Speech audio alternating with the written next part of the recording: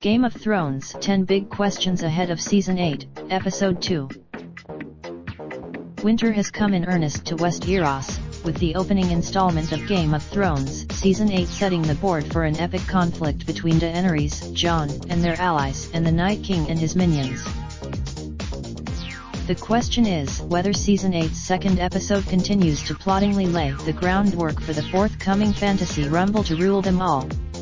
Here are 10 questions. Winter has come in earnest to Westeros, with the opening installment of Game of Thrones Season 8 setting the board for an epic conflict between Daenerys, Jon, and their allies, and the Night King and his minions. The question is whether Season 8's second episode continues to ploddingly lay the groundwork for the forthcoming fantasy rumble to rule them all. Here are 10 questions. Daenerys didn't seem that miffed with Jaime Kingslayer Lannister when they locked gazes during the Dragon Pit conference in Season 7, who clearly she was choosing her moment. Now that Jaime, when I was a child my brother would tell me a bedtime story about the man who murdered our father. You about all the things we would do to that man, says Daenerys in.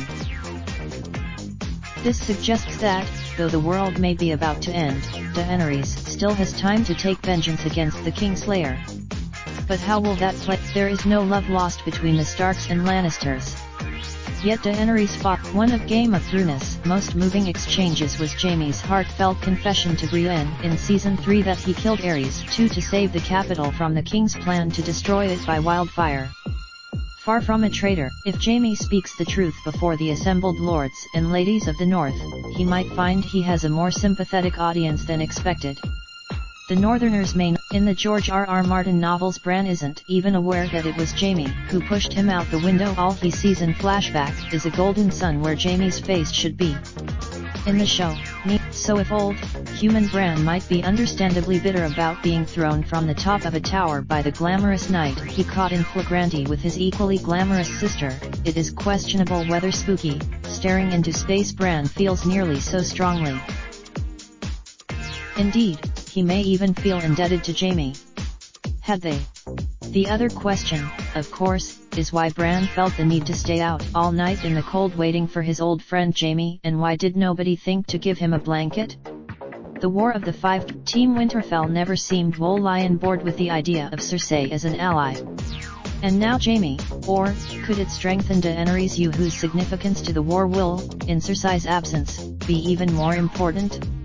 What can be said for Tyrion, once rooted out Stannis from King's Landing, armed only with ingenuity and a lifetime supply of wildfire?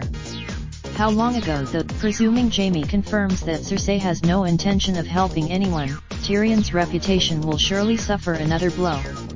Daenerys has long. A major criticism of Season 7 was that, having previously taken forever to traverse the Seven Kingdoms, now characters were zipping around as if by magical transporter.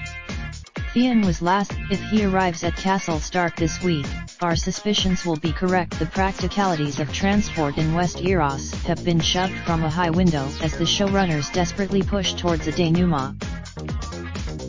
Fleeing Last Hearth and burning Ned Umber last week, Tormund Giantsbane observed that the walkers lay between his ragtag crew and Winterfell.